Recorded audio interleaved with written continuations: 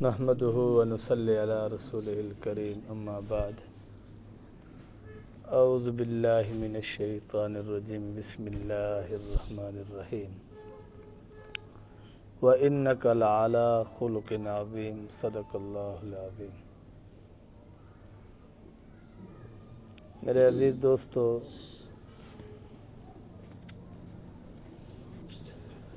جناب رسول اللہ صلی اللہ علیہ وسلم نے ارشاد فرمایا کہ میں اخلاق کے ساتھ بھیجا گیا ہوں، اور اخلاق جو ہے نا یہ بہت بڑی طاقت ہے۔ ادفع باللتی ہی احسن، ادفع باللتی، فرمایا کہ آپ نے اگر برائی کو دفع کرنا ہے نا، اچھائی کے ساتھ کرو۔ گندگی کے ساتھ گندگی کو صاف نہیں کیا جا سکتا۔ گندگی کو صاف کرنا ہے تو وہ کسی پاکیزہ چیز کے ساتھ کیا جاتا ہے، پانی کے ساتھ گندگی کو دھویا جاتا ہے۔ اخلاق کے اندر جو گندگی ہے اس کو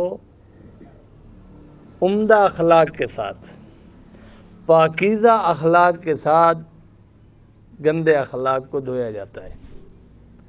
گالی دینے والوں کو گالی دیں گے، مسئلہ حل نہیں ہوگا۔ مسئلہ حل ہوگا کہ گالی دینے والے کو ہم جواب ہی نہ دیں۔ اللہ کے راستے پہ ہم نکلے ہیں تو یہاں ہمیں سکھایا جا رہا ہے آداب گفتگو، کہ آپ نے لوگوں سے کیسی گفتگو کرنی ہے۔ لیکن بولنا کہاں ہے یہ بھی ہمیں پتہ ہونا چاہیے۔ ہر جا ہر موقع ایسا نہیں ہوتا کہ وہاں زبان سے دعوت دی جائے۔ ہر وقت ہر گھڑی ایسی نہیں ہے کہ زبان سے دعوت دی جائے، ایسا نہیں ہے۔ زبان سے دعوت دینے کا ایک مخصوص وقت ہے بس۔ اپنے کردار سے، اپنے اعمال سے، اپنے اخلاق سے دعوت دینا یہ ہم پر ضروری ہے۔ اس لیے اہل اللہ فرماتے ہیں کہ جو آداب گفتگو سکھا رہے تھے کل، وہ آج خاموشیوں کا سبق دے رہے ہیں۔ کل تک یعنی آپ آج سفر میں ہیں تو سفر میں آپ کو سکھایا جا رہا ہے بھی 6 نمبر بیان کرو، سکھایا جا رہا ہے بھی وضو کے فرائض بیان کرو، وضو کی سنتیں بیان کرو، غسل کے فرائض سناؤ، غسل کی سنتیں سناؤ۔ تو یہ چیزیں ہمیں سکھائی جا رہی ہیں، لیکن اس کو ہر موقع پر نہیں بولنی۔ شیخ الاسلام حضرت مولانا حسین احمد مدنی صاحب رحمۃ اللہ علیہ مدینہ منورہ میں مسجد نبوی میں آپ بیٹھے تھے، آپ کے سامنے سے ایک آدمی گزرا، اس کی شلوار ٹخنوں سے نیچے تھی۔ آپ نے اس کو فرمایا بھائی شلوار ٹخنوں سے اوپر کر لو، ورنہ حدیث میں آتا ہے کہ جس کی شلوار ٹخنوں سے نیچے ہوگی اس کا وہ حصہ جہنم میں جلے گا۔ تو اس آدمی نے ایسے غصے سے دیکھا اور کہا تو بڑا مولوی کا پتر ہے، تو بڑا مولوی ہے۔ تو اب زمانے کا بہت بڑا ولی یہاں مسجد نبوی میں رونے لگ گیا اور اپنے آپ کو ملامت کرنے لگ گیا کہ مدنی غلطی تیری ہے۔ جب اس نے تجھ سے مسئلہ پوچھا ہی نہیں، تجھے کیا ضرورت پڑ گئی تو ایسے اپنے دین کی توہین کروا رہا ہے۔ دیکھو بھائی وہاں بولنا ہے جہاں آپ کی بات سننے کے لیے لوگ تیار ہوں۔ رسول اللہ صلی اللہ علیہ وسلم گھر سے تشریف لے آتے، مسجد نبوی میں آتے، آپ صحابہ کا مزاج طبیعت چیک کرتے تھے کہ یہ اس وقت نصیحت سننے کے لیے تیار ہیں. ایسے دیکھتے اندازہ لگا لیتے تھے کہ یہ بات سننے کے لیے تیار ہیں. اگر تیار ہوتے تو جناب رسول اللہ صلی اللہ علیہ وسلم اپنی مبارک زبان سے پر نور نصیحتیں ارشاد فرما دیتے. اگر دیکھتے کہ صحابہ کی طبیعت نصیحت سننے کے لیے تیار نہیں ہے، آپ ان کے ساتھ بیٹھ کر مزہ بھی فرما لیتے تھے، ان کے ساتھ ہنسی بھی کر لیتے تھے. جیسے ایک موقع پر ایک صحابی کسی غزوے کے بعد حاضر ہوا، عرض کیا یا رسول اللہ صلی اللہ علیہ وسلم، میں مال غنیمت تقسیم ہونے سے پہلے آپ کے پاس آیا ہوں، میری درخواست ہے آپ مجھے اونٹ دینا. رسول اللہ صلی اللہ علیہ وسلم مزاح کے موڈ میں تھے تو آپ نے فرمایا واللہ، مجھے اللہ کی قسم میں آپ کو اونٹنی کا بچہ دوں گا. جب مال تقسیم ہوا تو رسول اللہ صلی اللہ علیہ وسلم نے اس صحابی کو اونٹ عطا کیا. اس نے عرض کیا یا رسول اللہ صلی اللہ علیہ وسلم، آپ نے تو قسم اٹھائی تھی کہ آپ کو اونٹنی کا بچہ دوں گا. تو انہوں نے فرمایا جو دیا یہ کس کا بچہ ہے؟ اونٹنی کا ہی تو بچہ ہے. میں نے آپ کو اونٹنی کا ہی تو بچہ دیا ہے. تو آپ مزاح بھی فرماتے تھے صحابہ سے. جیسے ایک بوڑھی آئی کہ یا رسول اللہ دعا کر دو میں جنت میں جاؤں. حضور نے فرمایا بوڑھی اور بوڑھے جنت میں نہیں جائیں گے. وہ روتی روتی واپس جا رہی ہے. حضور نے ایک صحابی کو پیچھے بھیجا بھی بلا کے لے آؤ. تو آپ علیہ السلام نے فرمایا آپ جنت میں بوڑھی نہیں ہوگی. میں نے اس لیے کہا بوڑھی جنت میں نہیں جائے گی. بوڑھی اور بوڑھے جنت میں نہیں جائیں گے کیونکہ آپ وہاں بوڑھے نہیں ہوں گے، جوان ہوں گے. تو بھائی دین میں اتنا شدت نہیں لانی چاہیے کہ گفتگو سننے والا یہ سمجھے یار اتنا سخت دین ہے. وَقُلْ لِعِبَادِي يَقُولُ الَّتِي هِيَ أَحْسَنُ، سورۃ البنی اسرائیل پارہ نمبر 15. اللہ فرماتے ہیں میرے بندو جب بھی آپ کو بولنے کی ضرورت ہو عمدہ گفتگو کرو، بہترین طریقے سے کرو، کسی کو اوئے نہ کرو، کسی کو اوئے نہ کرو.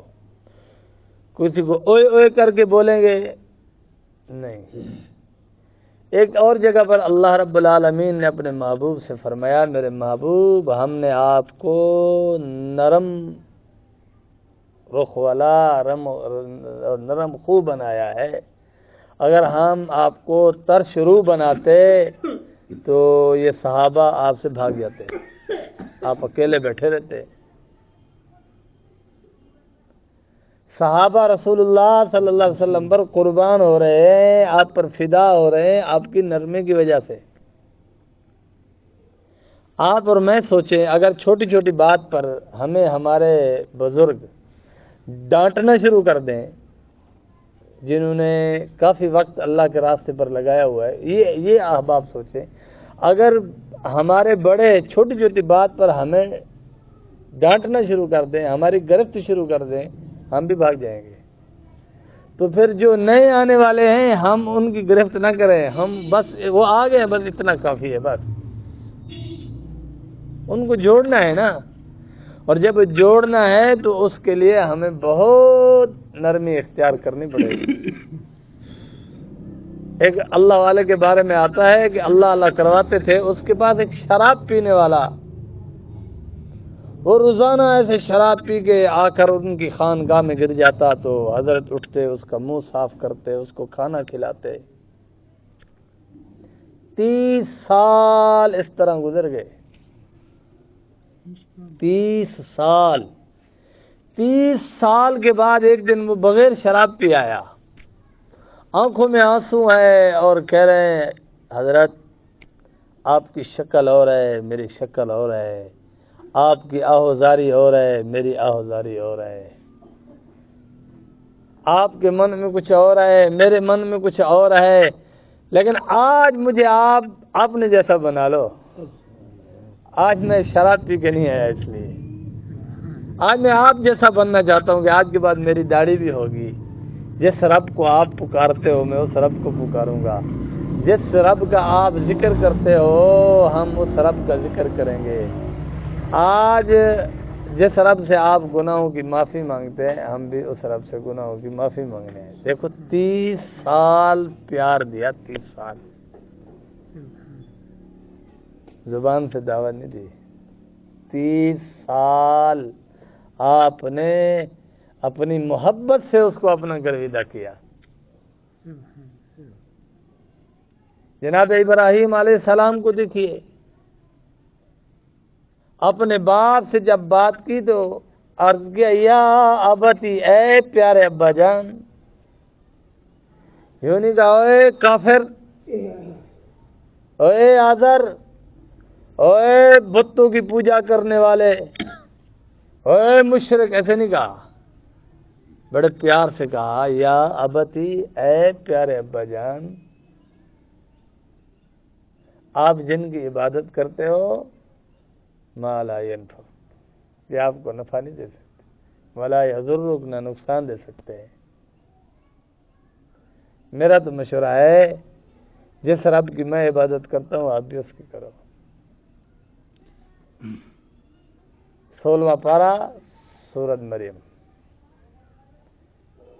حضرت ابراہیم علیہ السلام کے باپ نے کہا لأرجمنک، میں آپ کو رجم کر دوں گا اگر تو نے پھر ایسی بات کی، اگر تو نے پھر مجھے توحید کی بات کی میں آپ کو پتھر مار مار کے چکنا چور کر دوں گا، آپ کی ہڈی پسلیاں توڑ کے رکھ دوں گا۔ تو ابراہیم علیہ السلام نے پھر بھی کہا سلام، آپ پر سلامتی ہو، سأستغفرک، میں آپ کے لیے اپنے رب سے استغفار کروں گا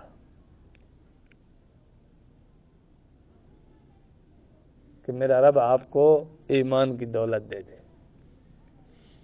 ضابطہ ملا ہے کہ آدمی زندہ ہو، کافر ہو، مشرک ہو، اس کے لیے استغفار بایمانہ کہ اس کے لیے ہدایت کی دعا کر دو کہ اللہ اس کے گناہ معاف کر، اس کو ہدایت کی توفیق دے کہ ایمان لے آئے، مسلمان ہو جائے، ٹھیک ہے۔ اگر وہ کفر کی حالت میں مر گیا پھر اس کے لیے کوئی استغفار نہیں ہے۔ زندہ ہے اس طرح استغفار کرنا کہ یا اللہ اس کے گناہ معاف کر کے اس کو ایمان کی دولت دے دے۔ ڈائریکٹ یوں کہنا کہ اس کے گناہ معاف کر دے، ایسے نہیں ہو سکتا۔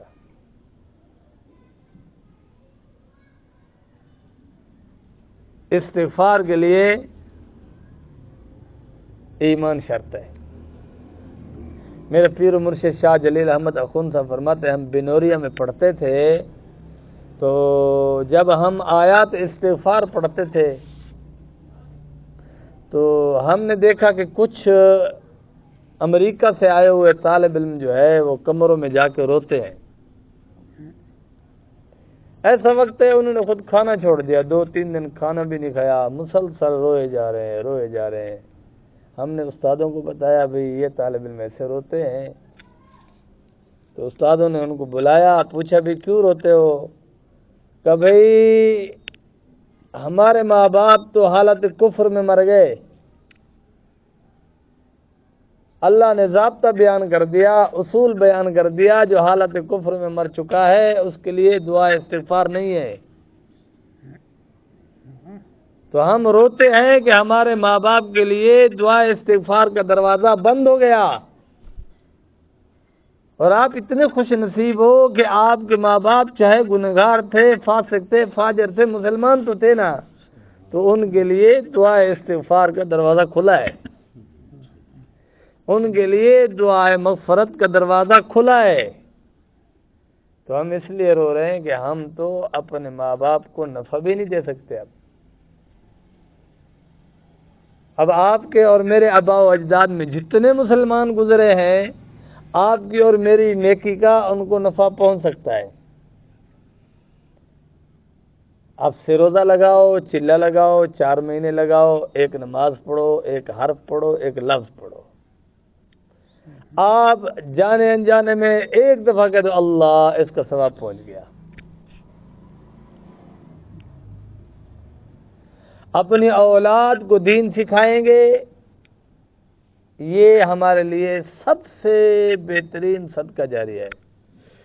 ایک یہ صدقہ جاریہ، آپ گھر سے نکلے، ایک خود دین سیکھ رہے ہو، ایک خود اپنے دل کو اللہ کے نور سے منور کر رہے ہو،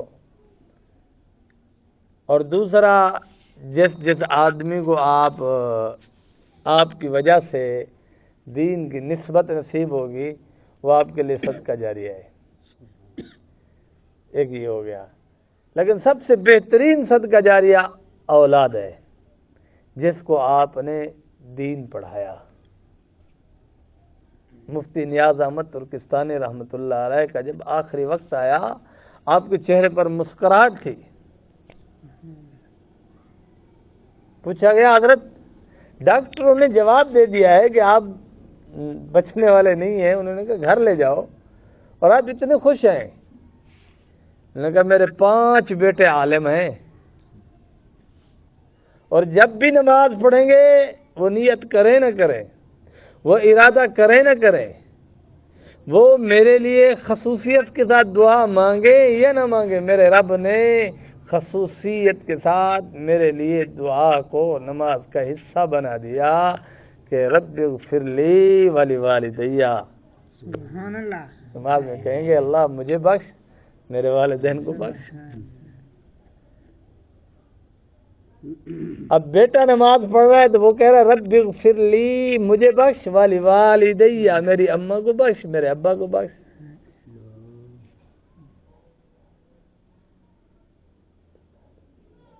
حضرت تھانوی رحمۃ اللہ علیہ کے ملفوظات میں لکھا ہوا ہے کہ ایک بزرگ تھے، تو ان کا نوجوان بیٹا تھا، وہ نماز نہیں پڑھتا تھا، حافظ تھا۔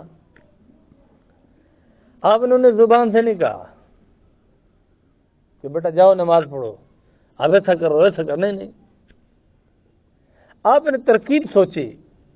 ایک دن عشاء کے بعد کا بیٹا سردی ہوتی ہے، ٹھنڈ میں نا میرے لیے مسجد میں جانا تھوڑا مشکل ہوتا ہے، اور میرا دل کرتا ہے کہ میری جماعت بھی نہ چوکے، تو آپ ایسا کرنا صبح جلدی اٹھنا، میں مسجد میں نہیں جا سکوں گا تو آپ مجھے نا گھر میں نماز پڑھا دینا۔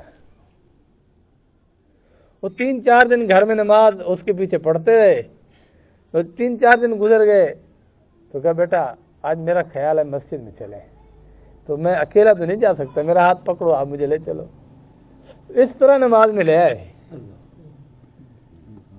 ڈنڈا نہیں دکھایا،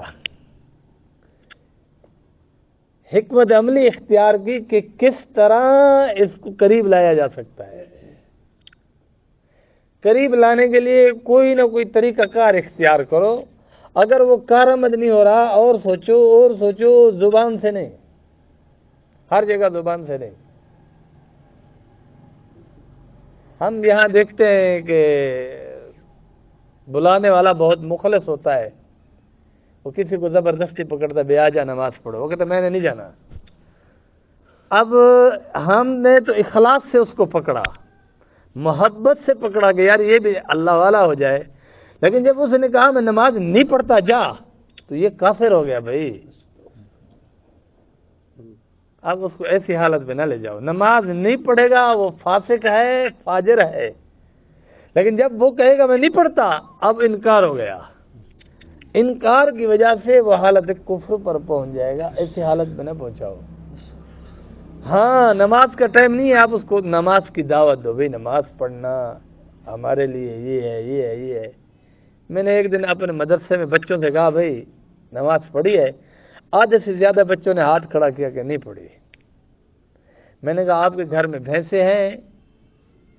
جس کے گھر میں ہاتھ کھڑا کر، سب بچوں نے ہاتھ کھڑا کر دیا۔ میں نے کہا آپ کے گھر میں گائے ہیں؟ کہا۔ میں نے کہا بکری ہیں؟ کہا۔ میں نے کہا انہوں نے نماز پڑھی ہے صبح کی؟ کہا نہیں۔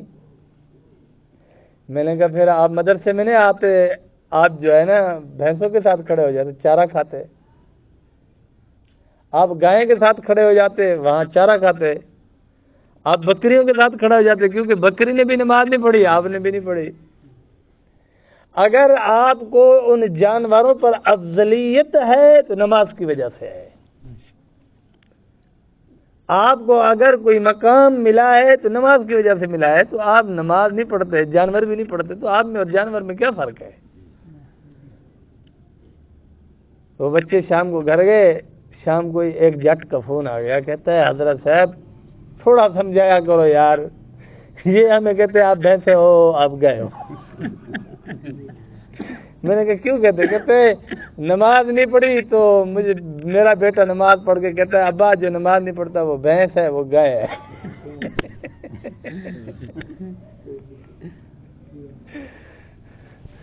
میں نے کہا بھائی میں نے تو ان کو سمجھانے کے لیے کہا، ان کو یہ نہیں کہا کہ آپ کو سمجھائے، بہرحال انہوں نے آپ کو سمجھا دیا تو اچھا کیا۔ میں نے کہا آپ کو سمجھنا چاہیے نا کہ گائے بھی نماز نہیں پڑھتی، بھینس بھی نماز نہیں پڑھتی، گدھا بھی نماز نہیں پڑھتا، اب بندہ بھی نماز نہ پڑھے تو کیا فرق رہ گیا؟ فرق ہے ہم میں جانوروں میں، یہ فرق ہے، مسلمان اور کافر میں یہ فرق ہے۔ جناب رسول اللہ صلی اللہ علیہ وسلم نے ارشاد فرمایا مسلمان اور کافر میں فرق کرنے والی چیز نماز ہے۔ یہ کافر نماز نہیں پڑھتا، مسلمان نماز پڑھتا ہے۔ اور امام شافعی نے تو اسی پر کفر کا فتویٰ دیا ہے نا کہ جو نماز نہیں پڑھتا وہ کافر ہے، اس کو مسلمان کے قبرستان میں دفن نہ کرو، اس کا جنازہ ہی نہ پڑھو۔ یہ تو آپ کے اور میرے امام صاحب پر اللہ کی رحمت ہو، کرم ہو، انہوں نے کہا بھائی نفس نماز کا منکر کافر ہے، نہیں پڑھتا تو فاسق فاجر ہے، انہوں نے تھوڑی سی رعایت دے دی، ورنہ حدیث کے لفظی معنی پر چلے جاؤ تو بات پھر فٹ ہے کہ مسلمان اور کافر میں فرق کرنے والی چیز نماز ہے، کہ کافر نماز نہیں پڑھتا، مسلمان نماز پڑھتا ہے۔ تو امت میں شعور بیدار کرنا، حضرت حسن اور حضرت حسین رضی اللہ عنہ دونوں بھائی وضو کر رہے تھے، اب انہوں نے دیکھا ایک بوڑھا آدمی آیا، وہ غلط وضو کر رہا ہے، بوڑھا آدمی آیا غلط وضو کر رہا ہے۔ اب دونوں بھائی ایک دوسرے کی طرف دیکھنے لگے کہ ہم سے بڑا ہے، بزرگ ہے، ادب بھی کرنا ہے، صحیح بات بھی بتانی ہے، کیا کریں؟ اب دونوں بھائی آپس میں جھگڑ پڑے، اس نے کہا تو نے وضو غلط کیا، اس نے کہا تو نے وضو غلط کیا۔ وہ بڑا اٹھا، اس نے کہا بھائی کیسے غلط کیا آپ نے وضو؟ تو حضرت حسن نے کہا بابا میں وضو کرتا ہوں، یہ میرا بھائی کہتا وضو غلط کیا ہے، تو میرا وضو دیکھ میں صحیح کرتا ہوں یا غلط۔ تو اس نے وضو کر لیا۔ حضرت حسین نے کہا میرا بھائی کہتا ہے تو وضو غلط کرتا ہے، میں وضو کرتا ہوں، بابا آپ دیکھنا میں وضو کیسا کرتا ہوں۔ دونوں بھائیوں نے وضو کیا، اس بوڑھے نے کہا آقا کے نور نظر ہو آپ دونوں نے وضو صحیح کیا ہے، میں نے وضو غلط کیا ہے۔ کیسا انداز اپنایا انہوں نے کہ دونوں آپس میں جھگڑ پڑے، کہا تو وضو صحیح نہیں کرتا، انہوں نے کہا تو وضو صحیح نہیں کرتا، تو انہوں نے اپنا وضو کر کے اس بوڑھے کو دکھایا، تو بوڑھے نے کہا بھائی آپ دونوں وضو صحیح کرتے ہو، میرا وضو غلط ہے۔ اگر وہ ڈائریکٹ اس کو کہتے تو انہوں کے ذہن میں آ رہا تھا کہ ہم سے بڑا ہے، بزرگ ہے، بے ادبی ہو جائے گی، لیکن صحیح بات بھی بتانی ہے، تو اب طریقہ کیا اختیار کیا، دیکھو انہوں نے کیسی حکمت اور بصیرت تھی، انوار نبوت کا یہ ان پر خاص ان پر اثر ہے اہل بیت پر، تو انہوں نے کس طرح سمجھایا وضو۔ تو بھئی دین کی جو دعوت ہے گھر میں، حضرت تھانوی رحمۃ اللہ علیہ نے بڑی پیاری بات لکھی ہے، آخری بات کر رہا ہوں۔ وہ فرماتے ہیں کہ صبح کی نماز کی سنتیں گھر پڑھو، اس سے آپ کے گھر میں امن اور سکون آئے گا، گھر میں جھگڑے ختم ہو جائیں گے صبح کی سنتیں گھر پڑھنے سے، اور آپ کے گھر میں نماز کی تبلیغ ہو جائے گی۔ جب آپ گھر میں وضو کرو گے، وضو کرنے کے بعد سنت گھر میں پڑھو گے، ذکر اذکار گھر میں کرو گے، جب جماعت سے 5 منٹ رہتے ہوں گے جاؤ گے، آپ کا بیٹا، کبھی آپ کی بیٹی، کبھی آپ کی بیوی، آپ اب زبان سے دعوت نہیں دے رہے، دیکھیں گے شرمسار ہوں گے، کبھی تو نماز پڑھیں گے، کبھی تو احساس ہوگا نا، ضمیر ان کو کہے گا، بیٹا ہے تو کہے گا ابا نماز پڑھ رہا ہے، بیٹی ہے تو، بیوی ہے تو کہے گی شوہر نماز پڑھ رہا ہے، تو کبھی تو ان کا ضمیر جاگے گا۔ گھر میں سنت ہے، سنت گھر میں پڑھنا افضل ہے۔ کیوں کہا گیا کہ جب آپ اور میں گھر میں نماز پڑھیں گے، سنت گھر میں پڑھیں گے، نفل گھر میں پڑھیں گے، تو ہمیں چھوٹے چھوٹے بچے دیکھیں گے، بچیاں دیکھیں گی، وہ ہماری نقل کریں گی۔ اب بچہ آ کے نماز میں تنگ کرے، آپ اس کو جھڑک بھگا دو، تماچا لگا دو، وہ کہے گا چل بھی اس کو چھوڑو بابا کو، میں فلم دیکھتا ہوں۔ بھئی نماز میں آپ کو مجھے تنگ کرے گا، لیکن یہ تنگی برداشت کرنی ہے۔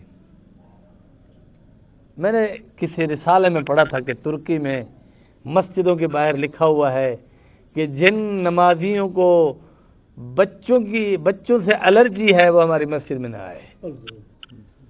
انہوں نے لکھا ہوا ہے جو بچوں کی وجہ سے مسجد میں تنگ ہوتے ہیں وہ ہماری مسجد میں نہ آئے، یعنی وہاں بچوں کو خصوصی طور پہ مسجد میں لایا جاتا ہے، کیونکہ ہم چاہتے ہیں ہماری اولاد، ہمارے بچے، ہماری نسل دین والی بنے، نماز والی بنے۔ تو کیسے نماز والی بنے گی؟ ہمیں دیکھے گی تو۔ اور جب ہم نماز پڑھتے ہیں انہیں بھگا دیتے ہیں، اور جب ہم گالیاں دیتے ہیں وہ سامنے کھڑے ہوتے ہیں، جب ہم غصہ کرتے ہیں، بیوی کو ڈانٹ رہے تھے وہ ہمارے سامنے کھڑے ہوتے ہیں، جب ہم بھائی سے جھگڑا کر رہے تھے وہ ہمارے سامنے کھڑے ہوتے ہیں، اور جب ہم قرآن پڑھ رہے ہوتے ہیں تو بچہ جھولی میں تنگ کر رہا اٹھا کے بھگا دے، چل جا، قرآن نہیں پڑھنے دیتا تو۔ اب ہم خود دعوت سے بھگا رہے ہیں۔ بھئی یہ دعوت ہے، آپ کو بچہ آپ کی گود میں تنگ کر رہا ہے، آپ قرآن کی تلاوت کیے جا رہے ہیں، یہ جو آپ پڑھ رہے ہیں اور بچہ آپ کو تنگ کر رہا ہے بار بار، یہ تنگ کرنا آپ کی تلاوت کی قبولیت بن سکتا ہے۔ بچے کا آپ کو نماز میں تنگ کرنا آپ کی نماز کی قبولیت بن سکتا ہے۔ آپ کیوں گھبراتے ہو ان چیزوں سے؟ تو ہر جگہ زبان سے دعوت نہیں دینی۔ اب یہاں بیٹھے ہیں، کسی سے غلطی ہوئی، امیر صاحب ایسے پکڑے گا، تو نے یہ غلطی کی ہے، تو ہم گھر سے نکلے ہیں سیکھنے کے لیے، تو برداشت کر لے گا۔ لیکن جب آپ گھر علاقے میں گاؤں والی مسجد میں بیٹھے ہوں گے، محلے والی مسجد میں بیٹھے ہوں گے، آپ کو کسی کو نماز غلط پڑھی وہ کہے گا بڑا مولوی ہے تو نہیں۔ اگر آپ مسلسل اس میں غلطی دیکھ رہے ہو تو آپ کسی امام صاحب سے کسی طریقے کہیں بھئی آپ اس کو پیار سے، کیونکہ وہ آپ کا شریک ہے، آپ کا برابر ہے، آپ کی بات کو وہ تنقید سمجھے گا، وہ کہے گا مجھ پر یہ اٹیک کر رہا ہے، مجھ پر یہ تنقید کر رہا ہے، میرا مذاق اڑا رہا ہے، یہ مجھے جاہل سمجھ رہا ہے، تو لہٰذا برابر والے کو آپ نے دعوت نہیں دینی۔ اگر آپ اس میں ایک غلطی مسلسل دیکھ رہے ہیں، آپ کسی طریقے سے اس کو ترغیب دیں گے بھی سروزہ چل رہا ہے، سروزے پہ چلے، جب وہ سروزے پہ جائے گا خود بخود اس کی غلطی سامنے آ جائے گی، خود بخود اس کی کوتاہی سامنے آ جائے گی، یا پھر اس کو کسی طریقے اللہ والوں کی مجلس میں لے جائیں،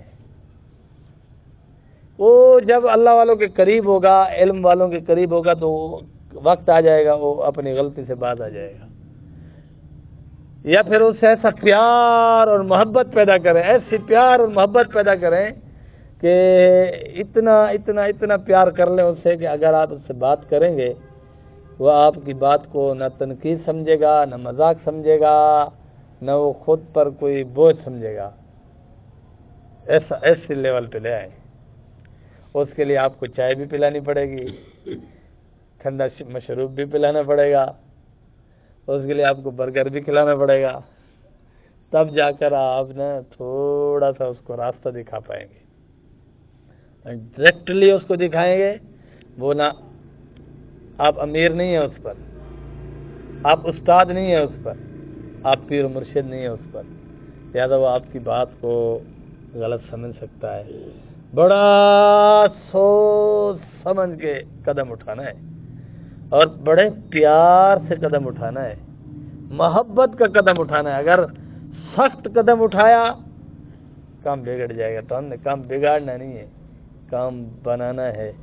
اللہ سے دعا ہے جو باتیں عرض کی ہیں سب سے پہلے مجھے عمل کی توفیق عطا فرمائے، پھر آپ سب بھائیوں کو دوستوں کو. بآخر دعوانا ان الحمدللہ رب العالمین.